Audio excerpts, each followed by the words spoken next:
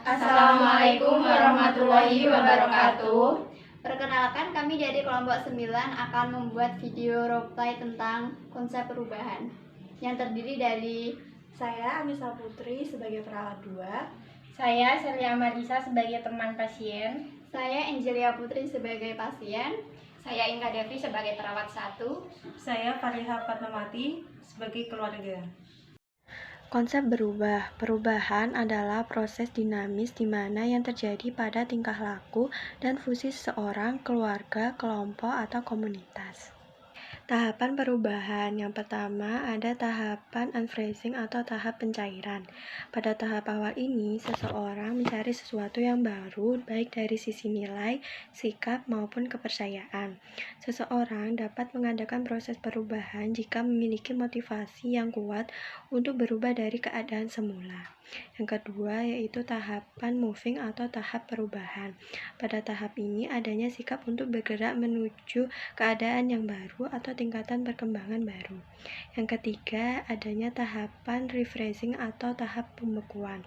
Pada tahap ini merupakan tahap pembekuan di mana seseorang yang mengadakan perubahan telah mencapai tahapan yang baru dengan perkembangan baru. Perubahan dapat dijabarkan dengan beberapa cara, termasuk perubahan yang direncanakan atau yang tidak direncanakan. Perubahan yang tidak direncanakan adalah perubahan yang terjadi tanpa suatu persiapan. Sebaliknya, perubahan yang direncanakan adalah perubahan yang direncanakan dan dipikirkan sebelumnya, terjadinya dalam waktu yang lama, dan termasuk adanya suatu tujuan yang jelas. Untuk itu, perawat harus dapat mengelola perubahan. Angelia adalah seorang mahasiswi berumur 19 tahun yang memiliki kehidupan yang sempurna. Namun, kehidupannya berubah saat orang-orang di sekitarnya mulai meninggalkannya. Angelia pun merasa kesepian dan bingung ingin bercerita ke siapa. Pada suatu hari, saat di kafe, Angelia bertemu dengan temannya. Lalu, dia menceritakan masalahnya ke temannya. Halo Angel. hai. Udah lama ya kita gak keluar kayak gini. Iya, aku lagi banyak masalah nih akhir-akhir ini.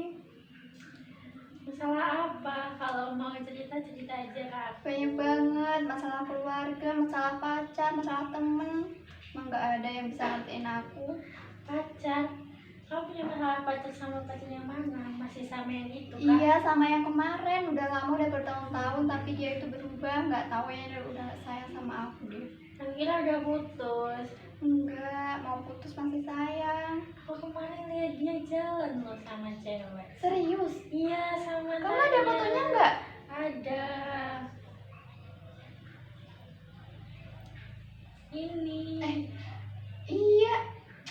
Emang ya, dia tuh gak bisa move on sama mantannya. Aku cuma jadi pelampiasan. Kayaknya aku harus putusin dia deh. Susun aja. Makasih banyak. Setibanya di rumah, Angel disambut oleh ibunya yang menunggunya dari tadi. Namun Angel sedang kesal dan langsung masuk ke kamar. Angelia pun merasa frustasi karena orang-orang di sekitarnya tidak menyayanginya lagi. Ia pun mengambil gunting lalu mengoreskannya ke nadi. Ia merasa kesakitan, namun itu tidak sebanding dengan apa yang ia rasakan selama ini. Angelia pun pingsan di kamarnya. Ibu Angelia yang cemas karena Angelia tidak keluar kamar dari tadi langsung membuka kamar Angelia dan terkejut melihat Angelia sudah pingsan. Ibu Angelia pun langsung menelepon tenaga kesehatan untuk memeriksa keadaan Angelia. Terluka anak saya. Tolong kesini ya. Iya, terima kasih. Di rumah, Angelia diperiksa dan diobati tim medis. Di sana sudah ada ibu dan teman Angelia yang menunggunya.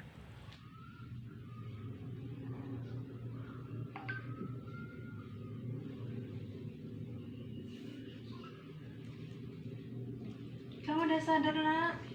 Aku udah sadar. Kamu gak usah sok peduli ya. Kamu keluar aja deh. Kamu gak mau lihat muka kalian. Itu gak boleh gitu. Suruh mereka keluar deh.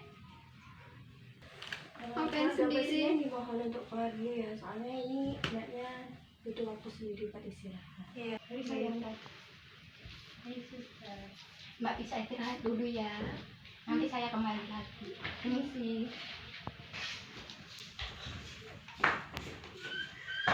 Udah ya ibu, sekarang ibu tunggu dulu Tasya istirahat dulu.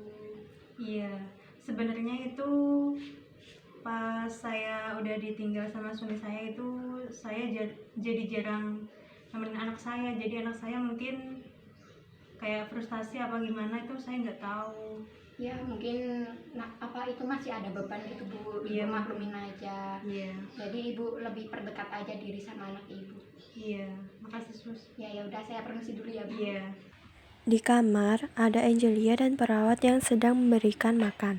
Pada konsep berubah, tahap ini dinamakan tahap unfreezing dan moving.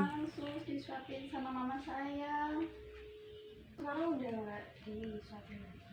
Enggak, jadi itu semenjak ditinggalin papa, mama jadi sibuk terus. Nggak ada yang punya waktu buat aku jadi sendirian.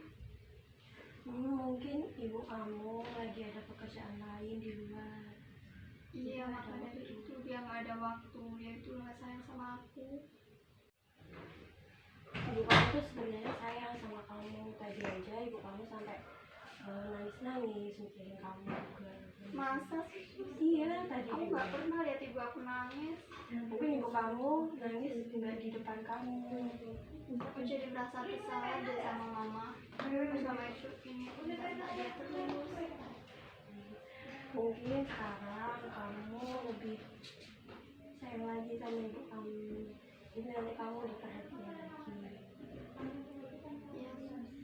Udah, sekarang udah selesai ya makannya, boleh istirahat. Saya tinggal dulu ya.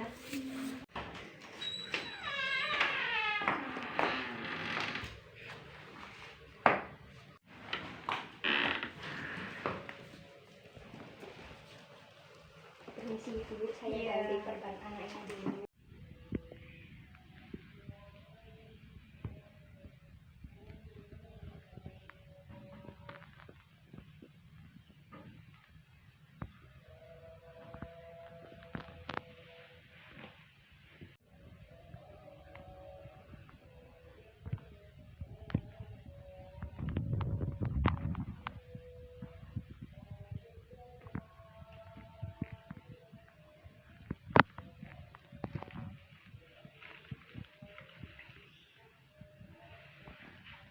Ibu, saya sudah mengganti perban anak ibu ya. Kalau Iya. begitu saya dan teman saya permisi dahulu. Ya, terima kasih Jos. Ya, permisi Bu. Iya.